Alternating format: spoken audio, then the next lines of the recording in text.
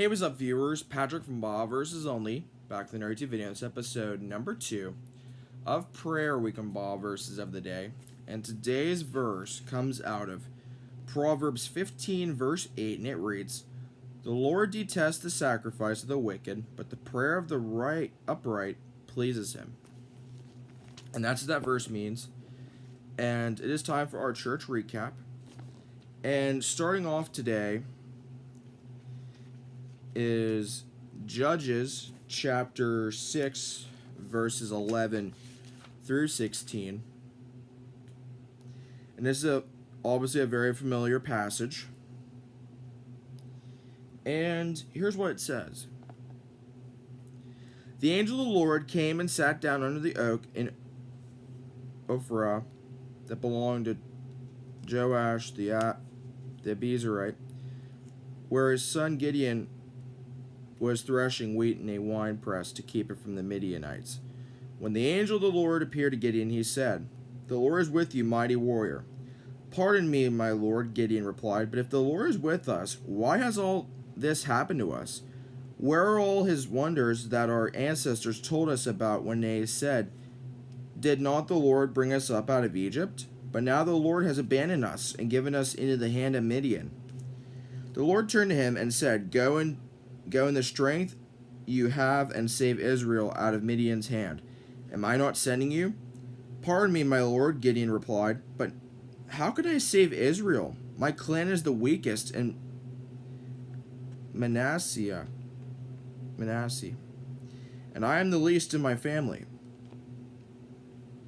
The Lord answered, 'I will be with you, and you will strike down all the Midianites, leaving none alive.' And ultimately, we all know what happened. Gideon was victorious. And now we're going to go to Matthew 5. Very familiar passage in Matthew. This is the Sermon on the Mount. Verses 14 through 16. Here's what it says. "You are the light of the world. A town built on a hill cannot be hidden. Neither do people light a lamp and put it under a bowl. Instead, they put it on its stand, and it gives light to everyone in the house. In the same way, let your light shine before others, that they may see your good deeds and glorify your Father in heaven." And now we're going to go to Romans 8, verse 31. And here is what it says. "What then shall we say in response to these things? If God is for us, who can be against us?" That's the first half. Now it's time for Revelation chapter 2. And actually before I read this, I gotta say, the verses from Judges, Romans, and Matthew.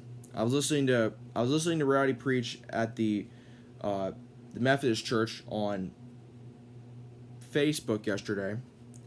That's where the verses came from. The sermon that Rowdy preached yesterday at the First Methodist Church. Now this is where Glenn's radio program comes in to play. In Revelation 2, verse 7, this is where John's writing to the 7 churches. And here's what it says in verse 7. "Whoever has ears, let them hear what the Spirit says to the churches. To the one who is victorious, I will give the right to eat from the tree of life, which is in the paradise of God." Something that Glenn actually pointed out was at the end of every writing to the 7 churches, John always says, "To the one who is victorious." The one example I just gave was in the church of Ephesus. Now going all the way up to chapter 3 of Revelation, this is the church of Laodicea. And in verse 21, it says, "To the one who is victorious, I will give the right to sit with me on my throne, just as I was victorious and sat down with my Father on his throne." So that's the verse portion of Glenn's radio program. Now Rob's sermon's going to come in, and we're going to go to we're going to go back to Romans in chapter 8, verse 29.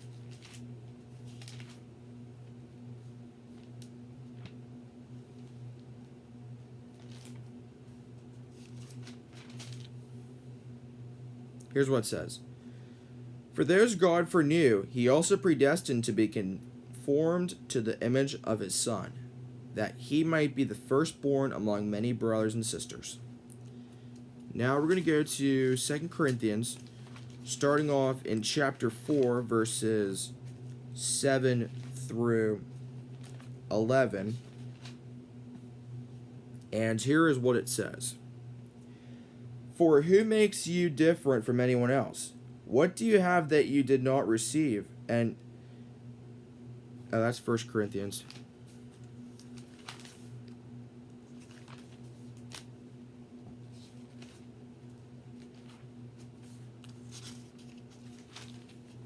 All right, here is 2 Corinthians 4, verses 7 through 11. It says, but we have this treasure in jars of clay to show that this all-surpassing power is from God and not from us. We are hard-pressed on every side, but not crushed, perplexed but not in despair, persecuted but not abandoned, struck down but not destroyed. We always carry around in our body the death of Jesus, so that the life of Jesus may also be revealed in our body. For we who are alive are always being given over to death for Jesus' sake, so that his life may also be revealed in our mortal body. And finally, in 2 Corinthians chapter 11, verses 23 through 28, it says, are they servants of Christ? I am out of my mind to talk like this. I am more. I have worked much harder, been in prison more frequently, been flogged more severely, and been exposed to death again and again. 5 times I received from the Jews the 40 lashes minus 1. 3 times I was beaten with rods. Once I was pelted with stones. 3 times I was shipwrecked. I spent a night and a day in the open sea. I have been constantly on the move.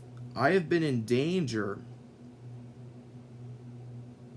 I have been in danger from rivers, in danger from bandits, in danger from my fellow Jews, in danger from Gentiles, in danger in the city, in danger in the country, in danger at sea, and in danger from false believers. I have labored and toiled and have often gone without sleep. I have known hunger and thirst, and have often gone without food. I have been cold and naked. Besides everything else, I face daily the pressure of my concern for all the churches. And that's all for the verse portion. And the verse to leave you with today